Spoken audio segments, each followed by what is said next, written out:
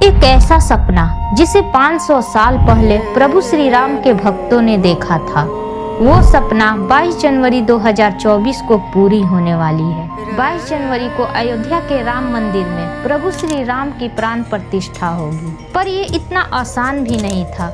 प्रभु श्री राम की मंदिर बनाने में हजारों भक्तों ने अपनी जान गंवाई और अदालत के सुनवाई आते आते कई पीढ़ियां खत्म हो गई। 1885 में हुए मुकदमे की फैसला 2019 में की गई, तब जाके हम प्रभु श्री राम मंदिर को बने देख पाएंगे। सोचिए हम सब कितने खुशकिस्मत हैं जो ये सुनहरा पल देखने वाले हैं। पर क्या हुआ था इन 500 सालों में? आखिर क्यों इतनी खास है अयोध्या?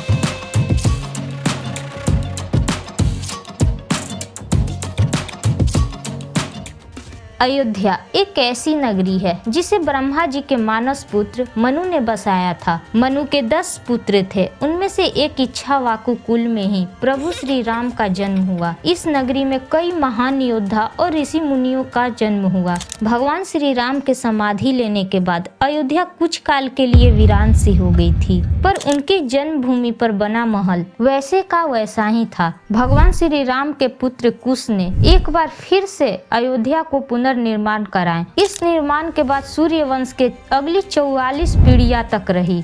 आखिरी राजा कौशल राज वीरभद्र की मृत्यु महाभारत युद्ध में अभिमन्यु के हाथों हुई थी। महाभारत के युद्ध के बाद अयोध्या उजड़ सी गई, मगर श्री राम जन्मभूमि का अस्तित्व बना रहा। फिर उसके बाद 100 वर्ष पूर्व उज्जैन के चक्रवर्ती सम्राट विक्रमादित्य एक दिन अयोध्या पहुंचे। विक्रमादित्य को इस भूमि में कुछ चमत्कार दिखाई दिया। तब उन्होंने खोज आरंभ की और पास के योगियों और संतों से पता लगाया कि यह श्री राम की अवध भूमि है। उन संतों के निर्देश से विक्रमादित्य ने यहाँ एक भव्य मंदिर के साथ साथ कूप, सरोवर, महल आदि बनवाए। कहा जाता है कि उन्होंने श्री राम जन्मभूमि पर काले रंग के कसौटी पत्थर से 84 स्तंभ पर विशाल मंदिर का निर्माण करवाए थे।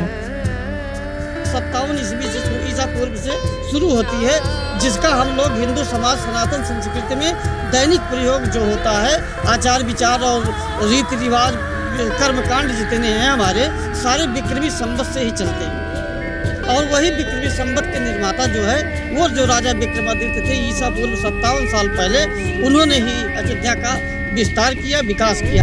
विक्रमादित्य के बाद कई राजाओं ने राम मंदिर की देखरेख की। फिर 11वीं सदी में कन्नौज नरेश जयचंद आया। उसने मंदिर पर सम्राट विक्रमादित्य के शिलालेख को उखाड़कर अपना नाम लिखवा दिया।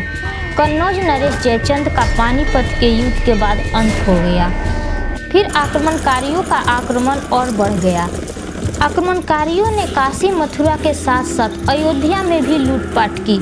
पुजारियों के हत्या के साथ साथ मूर्तियों को भी तोड़ा गया, लेकिन 14वीं सदी में अयोध्या के राम मंदिर को तोड़ने में सफल नहीं हो पाए। अंत में यहाँ मोहम्मद गजनवी के भांजे सैयद सलार ने तुर्क शासन की स्थापना की। वो भी बराइच में 1033 ईस्वी में मारा गया। उसके बाद 1526 ईस्वी में बाबर ने मुगल राज की स्थापना की और उसके सेनापति मीर बाकी ने 1528 में आक्रमण करके मंदिर को तोड़कर मस्जिद का निर्माण करवाया और इसका नाम बाबरी मस्जिद रखा। लेकिन मंदिर के टूटने के बाद भी ढेरों हिंदू वहां पर पूजा करते थे। फिर 1813 में जब मुगलों और नवाबों का शासन कमजोर पड़ने लगा और अंग्रेजों की हुकूमत प्रभावी हो चुकी थी, पहली बार हिंदू संगठन ने दावा किया कि भगवान राम के जन्म स्थान मंदिर को तोड़कर मस्जिद बना ली गई है। तब से ही प्रभु श्री राम के जन्म स्थल को वापस पाने के लिए लड़ाई शुरू हुई थी। मस्जिद पक्ष का कहना था कि बाबरी मस्जिद किसी मंदिर को तोड़कर नहीं, बल्कि इस जगह पर पुराना ईदगाह था जिस पर मस्जिद बना ली गई है। हिंदुओं के दावे के बाद राम जन्मभूमि पर नमाज के साथ साथ पूजा भी होने लगा। 1885 के बाद मुस्लिमों को मस्जिद में प्रवेश की इजाज़त मिली, लेकिन हिंदुओं को अंदर जाने से मना कर दी गई। ऐसे में हिंदुओं ने मस्जिद के मुख्य गुंबद से 150 फीट दूरी बनाए राम चबूतरे पर पूजा करना शुरू की।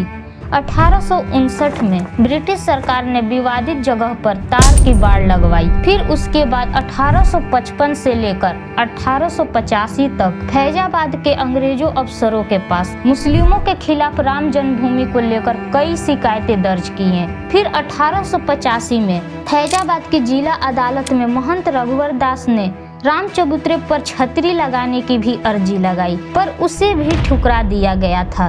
सालों बीतने के बाद भी प्रभु श्री राम के भक्तों को राम जन्मभूमि पर जाने से रोक लगाई हुई थी। इसलिए 1934 में दंगे हुए और भक्तों ने मस्जिद का कुछ हिस्सा तोड़ दिया और दंगों के कारण विवादित स्थल पर नमाज भी बंद कर दी गई। देश के आज़ादी के 2 साल बाद 23 दिसंबर 1949 को गुम्बद के नीचे भगवान श्री राम की स्वयं ही मूर्ति प्रकट हुई, पर मुस्लिम पक्ष का यह दावा था कि बाबरी मस्जिद में गुम्बद के नीचे हिंदुओं ने प्रभु श्री राम की मूर्ति स्थापित कर दी है। कांग्रेस के जो मुख्यमंत्री थे, रात के अंधेरे में उसमें मूर्तियां रख दी गई। मेरी मस्जिद थी, है और रहेगी। उसके बाद फैजाबाद के कोर्ट ने मस्जिद का ताला खोलने का आदेश दिया और 1947 में फैजाबाद जिला अदालत से पूरा मामला इलाहाबाद हाई कोर्ट में ट्रांसफर कर दिया गया। 1977 में पहला सर्वे हुआ। सर्वे के डायरेक्टर बीबी लाल थे। बाबरी मस्जिद के नीचे खुदाई में 12 पिलर्स मिले। उनमें से 10 पिलर्स पर पूर्ण कलश की आकृतियां बनाई हुई थी और बहुत सी प्राचीन टेराकोटा की मूर्तियां निकली, जिसमें पशुओं की देवी देवताओं की चित्र बने थे। ये सब देखते हुए साल 1989 में विधिक ने हजारों हिंदुओं के समर्थकों के साथ राम जन्मभूमि का शिलान्यास कर दिया था। कामेश्वर चौपाल के हाथों राम मंदिर की पहली ईंट रखवाई गई थी, पर प्रदेश के केंद्रीय सुन्नी वक्फ बोर्ड ने यह कहा कि यह जगह मुसलमानों की है, ढांचे को हिंदुओं से लेकर मुसलमानों को दे दिया जाए और ढांचे के अंदर से मूर्तियां हटा दी जाए। ये मामला ऐसे ही न्यायालय में चलते रहे और 3 सालों बाद 6 दिसंबर 1992 को अयोध्या में पहुंचे 1000 कार सेवकों ने विवादित ढांचा गिरा दिया।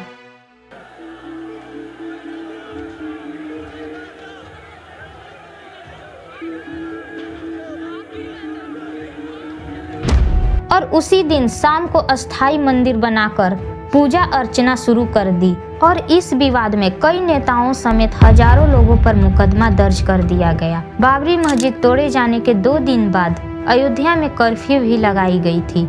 7 जनवरी 1993 को केंद्र सरकार ने ढांचे वाले स्थान और कुल 67 एकड़ भूमि पर कब्जा कर लिया। फिर 2003 में ASI का दूसरा सर्वे हुआ। इस बात की प्रूफ भी हुई थी कि बार बार समय समय पर कई राजाओं ने इस मंदिर का निर्माण किया है। ये अवशेष मिलने के कारण ही अदालत ने विवादित जमीन को राम जन्मभूमि ट्रस्ट और निर्मोही अखाड़ा और सुन्नी वक्फ बोर्ड को बराबर में बांट दिया, मगर इस फैसले से तीनों ही सहमत नहीं थे, जिसके बाद 2011 में इस मामले को सुप्रीम कोर्ट में पहुंचाया गया, मगर वहां भी 7 सालों तक कोई सुनवाई नहीं होती है। फिर 9 नवंबर 2019 में सुप्रीम कोर्ट का फैसला आती है कि विवादित जमीन राम ट्रस्ट को दे दी जाए। फिर उसके बाद 5 फरवरी 2020 को ट्रस्ट का गठन होता है और राम मंदिर का निर्माण शुरू होता है। आखिरकार इतने संघर्षों के बाद प्रभु श्री राम के जन्मभूमि पर प्रभु के मंदिर बनकर तैयार हो ही गए।